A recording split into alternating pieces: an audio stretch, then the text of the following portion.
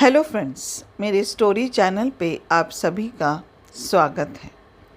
मेरी आज की कहानी है आखिरी सवाल। नहाने के बाद गीले बालों को तौलिए से पोंछकर मानसी ने ड्रेसिंग टेबल पर रखी सिंदूर की डिबिया उठाई। फिर ना जाने क्या सोचकर वापस रख दी। आज सुबह से ही उसके मन में हलचल सी मची हुई थी। उसने आदमकद आईने में अपना अक्स देखा तो आंखों में कुछ सवाल नजर आए। क्या वो प्रवीण के वापस आने पर खुश है? चिर प्रतीक्षित और अभिलाषित चीज पाने की खुशी इन आंखों में क्यों नहीं झलकती? क्यों छाया है एक वीरान सन्नाटा, जिसकी प्रतीक्षा में जीवन के 15 बहुमूल्य साल यूं ही गवा दिए? उसके आने की आहट मन को एक मधुर सिरहन से क्यों नहीं भर देती? क्यों आज वेदना और कुड़न का आवरण मन पर छाया हुआ है? मानसी ने दीवार पर टंगी घड़ी की ओर देखा। घड़ी की टिक टिक के साथ समय सरकता जा रहा था। कुछ ही देर में प्रवीण यहाँ पहुँच रहे होंगे। घर में सब कितने उत्साहित हैं, मानो गड़ा खजाना मिल गया हो। और मेरी मनोदशा से किसी को क्या लेना देना?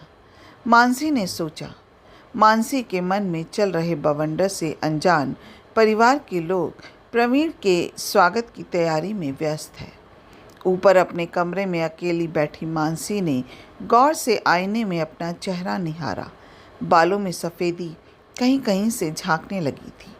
चेहरे में अब वो लावण्य कहाँ रहा जो कभी उसे गर्व से भर दिया करता था। गोरा भरा भरा चेहरा अब सांवला और लंबोतरा सा लगने लगा है। पिछले वर्ष ही तो 35 वर्ष पूरे किए हैं उसने। क्या उम्र के इस पड़ाव में कोई उस साथी के साथ को सार्थक मान सकता है जिसने जीवन की शुरुआत में ही दामन छुड़ा लिया हो? जीवन की उमंगें अब मृत प्रयाण हो गई चुकी है। वैसे भी जीवन की कठोर पाषाणी राह में नितांत एकाकी चलना, टूट कर गिरना, फिर उठना, अपनी हिम्मत से मंजिल तक पहुंचना क्या सबके नसीब में होता है? पर मानसी ने कभी कठिनाइयों में आंसू नहीं बहाए। जीवन की हर विसंगति से लड़ी है वो, तभी तो आज एक मुकाम पर है। और आज जीवन के इस मोड़ पर प्रवीण का आगमन। मानसी का मन क्षुब्ध हो गया। क्या करे क्या ना करे?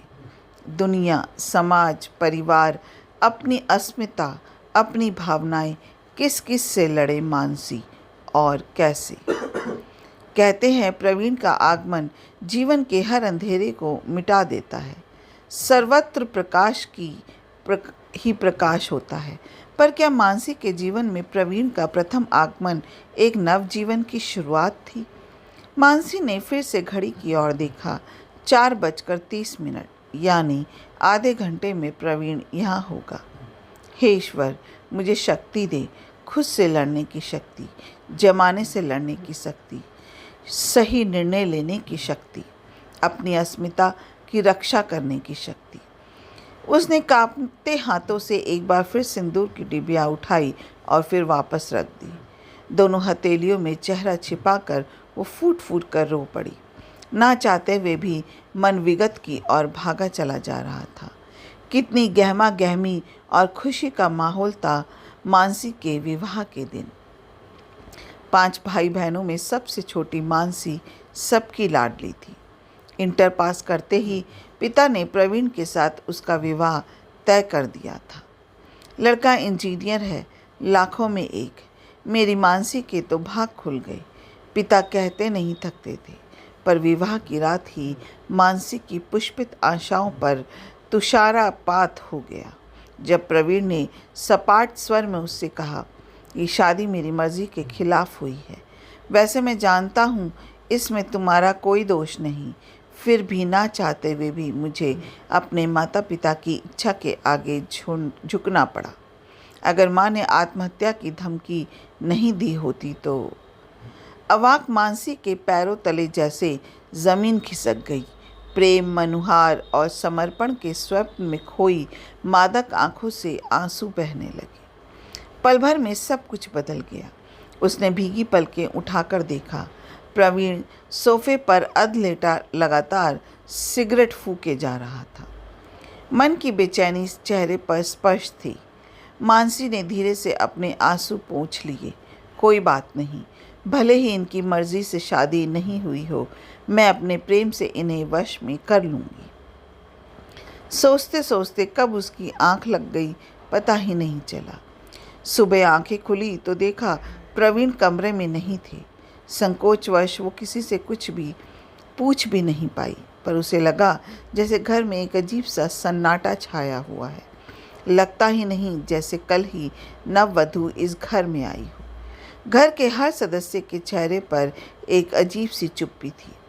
पर शाम को मानसी को हर एक प्रश्न का जवाब मिल गया जब उसने अपनी बड़ी ननद को अपनी माँ से ये कहते हुए सुना कि प्रवीण इस शादी के कारण घर छोड़कर चला गया। उसकी सांस बैठी रो रही थी और बड़ी ननद बिलखते हुए कह रही थी, माँ, मैंने कहा था ना, प्रवीण की मर्जी के खिलाफ कुछ मत करो। वही हुआ जिसका डर था। प्रवीण तो बचपन से ही ज़िद्दी है, पर किसी ने मेरी बात नहीं मानी। लाख रोकने पर भी वो चला गया। देखना, अब वो शायद ही कभी लौट कर घर आए। ना जाने बेचारी मानसी का क्या होगा। मानसी कटे पेड़ की तरह बिस्तर पर ढह सी गई। आंखों के सामने घना अंधेरा छा गया था। फिर सब कुछ अनचाहा घटता गया। पग फेरे की रस्म के लिए भाई के साथ मायके आई मानसी फिर लौटकर ससुराल नहीं गई। ससुराल वालों ने मानसी की विदाई पर जोर डाला था, पर आंतरिक पीड़ा से विकल रोती बिलखती बेटी की दशा ने पिता के हृदय को वेदना की जंजीर से बांध लिया था। नहीं, मेरी मानसी अब तभी वहाँ आएगी जब प्रवीण आदर सत्कार के साथ इसे वहाँ ले जाएगा, अन्यथा नहीं। उन्होंने कहा तो मानसी के जेठ विफर कर बोल पड़े थे, प्रवीण का गुस्सा आज नहीं तो कल ठंडा हो ही जाएगा। वो खुद ही वापस लौट आएगा। क्या तब तक बेटी को घर पर बिठाएंगे? समाज क्या कहेगा? आपके साथ साथ हमारी भी बदनामी होगी। मैं इन ओछी बदनामियों की परवाह नहीं करता। मानसी प्रवीण के साथ ही वहाँ जाएगी। ये मेरा आखिरी फैसला है। कहते कहते मानसी के पिता क्रोध और वेदना की मिलीजुली अभिव्यक्ति के कारण हाँफ से उठे थे। इस घटना के बाद मानसी के जीवन में जैसे सुख का प्रवेश निषेध हो गया। जिंदगी कभी कभी ऐसा दर्द दे जाती है जिसे सह पाना बेहद कठिन होता है, और ये दर्द हथेली पर उगे उस फोड़े से कम पीड़ादायक नहीं होता जो अपने टीस से सर्वांग को सहरा देता है। मानसी जानती थी कि ज़िंदगी बहुत बड़ी नियामत है, इसे यूं ही गंवा देना अच्छी बात नहीं है, पर पीड़ा की अधिकता के कारण आंसू बेइख्तियार आंखों से बहने लगते थे।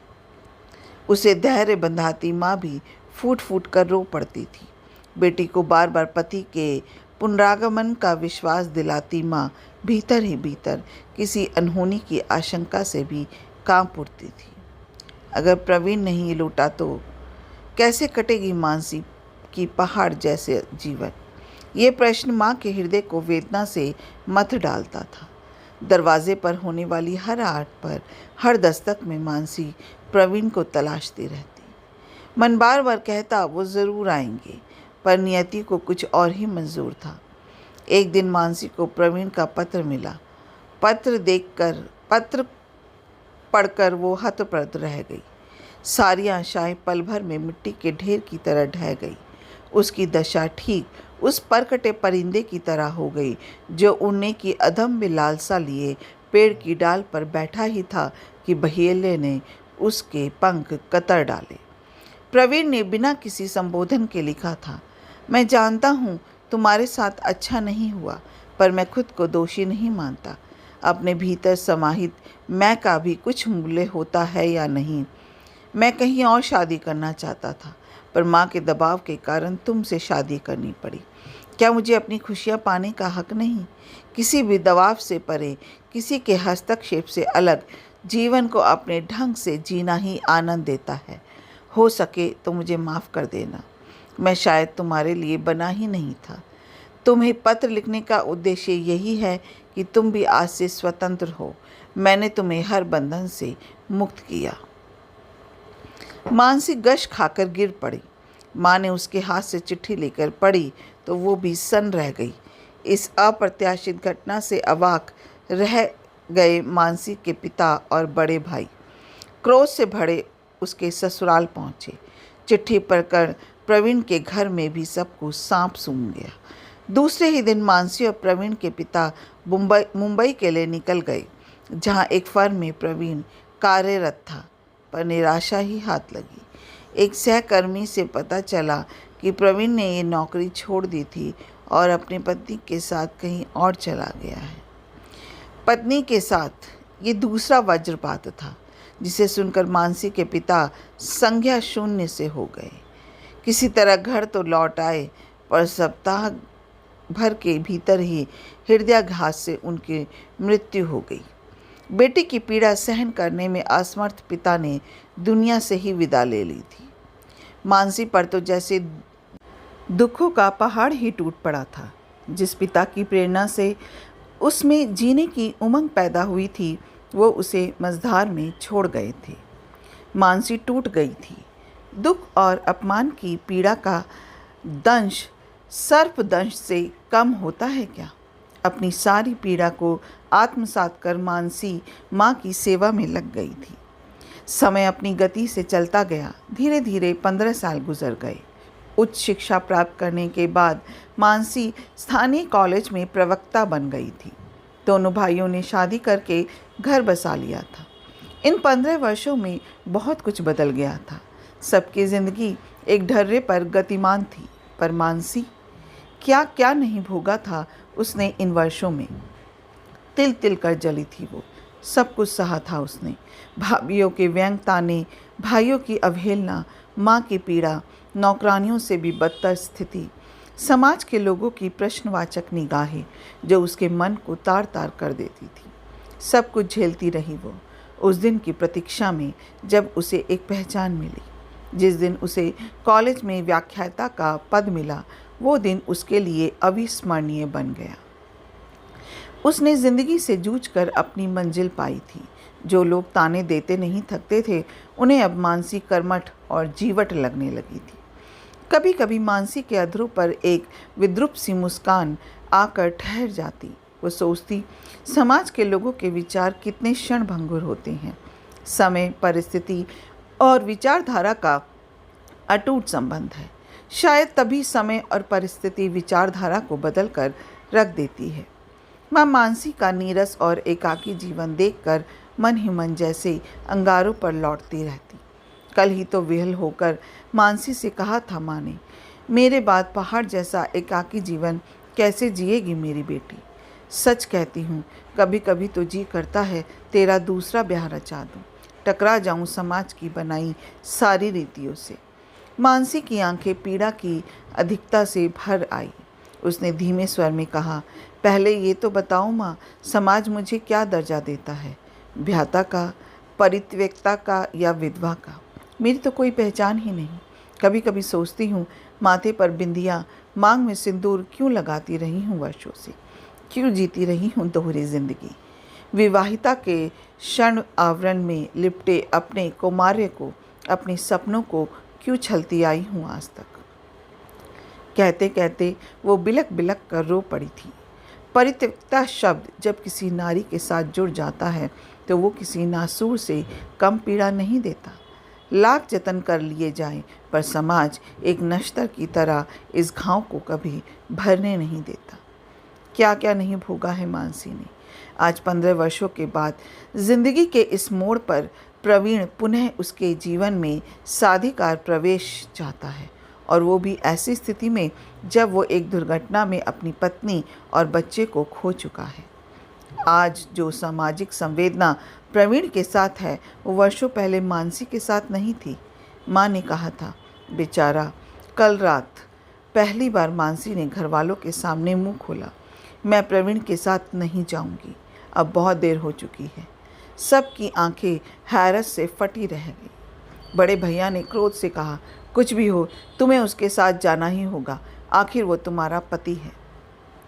मानसी के परिवार वाले उसकी चुप्पी को स्वीकृति समझकर खुशी खुशी प्रवीण के आगमन की प्रतीक्षा करने लगे। पर मानसी ने मन ही मन दृढ़ निश्चय कर लिया कि अब वो कठपुतली की जिंदगी नहीं जिएगी। उसने जैसे अपने आप से कहा, अगर सूत्रधार की मजबूत पकड़ से डोर नहीं खींच सकती तो क्या हुआ, अपने साथ जुड़ी डोर को तोड़कर फेंक सकती हूँ ना। बस बहुत हो गया, अब मैं वही करूँगी जो मुझे करना है। अपनी अस्मिता, अपने अस्तित्व और बकौल प्रवीण के मेरे भीतर समाहित मैं का भी तो कोई मूल्य है ना। मानसी, नीचे आओ ना, क्या कर रही हो इतनी देर से? बड़ी भाभी ने पुकारा तो उसकी तंद्रा भंग हुई। ना जाने कब से वो ख्यालों में गुम थी। उसने अपनी सूनी मांग को देखा, फिर कुछ सोचकर ड्रेसिंग टेबल की दराज से सिंदूर की डिबिया निकाली और थोड़ा सा सिंदूर मांग में भर लिया। कितना आसान होता है पुरुष के लिए बंधन तोड़ देना, पर स्त्री का तो सारा वजूद ही सिंदूर की लाल रेखा के साथ बंध जाता है। सिंदूर और भावना का बड़ा गहरा नाता है। भावना कोई खरपतवार नहीं जिसे सहज ही उखाड़ कर फेंक दिया जाए। भावना तो विशाल वट वृक्ष की तरह होती है जिसकी जड़ें गहरे तक मन में जमी होती है। मानसी तैयार होकर नीचे हॉल में चली आई और नौकर से कहा, ऊपर जाकर मेरा सामान नीचे ले आ, और हाँ, एक टैक्सी भी ले आना। अच्छा, जाने की इतनी उतावली? अभी तक तो प्रवीण आया भी नहीं है। छोटी भाभी ने चूहल की तो मानसी ने निर्विकार भाव से कहा, माँ, मैं जा रही हूँ। कॉलेज कैंपस में ही मुझे एक क्वार्टर मिल गया है, अब मैं वहीं रहूँगी। मैं जानती हूँ ना तो ये घर मेरा है और ना प्रवीण का। मैं अपने घर जा रही हूँ। और हाँ बड़े भैया, प्रवीण आए तो कह दीजिएगा मैंने जो उनके लिखे पत्र का अक्षरण पालन किया है, अपने भीतर समाहित मैं का मूल्य ज्ञात है मुझे। कभी उन्होंने जिस बंधन से मुझे आज़ाद करने की बात कही थी, आज उसी बंधन से मैं उन्हें मुक्त कर रही हूँ। तेरा दिमाग चल गया है क्या? लोग क्या कहेंगे? बड़े भैया चीख पड़े। बेटी, सुबह का भूला अगर शाम को घर आ जाए तो उसे भूला नहीं कहते। माँ ने समझाना चाहा तो मानसी बिफर कर बोली, सुबह का भूला? सुबह और शाम के बीच 15 वर्षों का अंतराल नहीं होता माँ? उस अंतराल की वेदना, उसकी चुभन, उसकी कसक का हिसाब मुझे कौन देगा माँ? ये समाज, परिवार या खुद प्रवीण? प्रवीण तो एक पुरुष है, अच्छी तरह जानता है कि वो चाहे जिस तरह से नारी की अस्मिता को रौंद डाले, नारी हर परिस्थिति में उसे अंगीकार करने पर विवश ही होगी। माँ, आज तक मैंने आपके भैया भाभी के, समाज के और अपने मन में उठे हर प्रश्न का उत्तर दिया है, पर आज एक आखिरी सवाल पूछती हूँ। आखिर स्त्री कब तक सहेगी? कभी तो विद्रोह का स्वर मुखर होगा ही। फिर शुरुआत मुझसे ही क्यों नहीं? बोलो माँ, शुरुआत मुझसे ही क्यों नहीं? अपने आंसुओं को रोकने की नाकाम कोशिश करती हुई मानसी तेज कदमों से घर की दहलीज लांघ बाहर चली आई। टैक्सी में बैठी तो ना चाहते हुए भी अब तक अवरुद्ध अश्रु प्रभाव सारे बांध तोड़कर बह निकला। आंसू की हर बूंद एक ही सच्चाई को बयान कर रही थी कि नारी किसी भी बंधन को तोड़ना नहीं चाहती। हर बंधन में समा जाना ही तो नारित्व है। पर आज की नारी अपनी अस्मिता और अपने वजूद को अहमियत देती हुई हर बंधन निभाना चाहती है। अपना कीमती समय देने के लिए दिल से शुक्रिया। अगर आपको ये कहानी अच्छी लगी हो तो एक लाइक कीजिएगा, शेयर कीजिएगा और मेरे चैनल को सब्सक्राइब करना मत भूलिएगा। और कमेंट बॉक्स में कमेंट करके ज़रूर बताइएगा कि आपको कहानी कैसी लगी। फिर मिलते हैं एक नई कहानी के साथ। जय हिंद।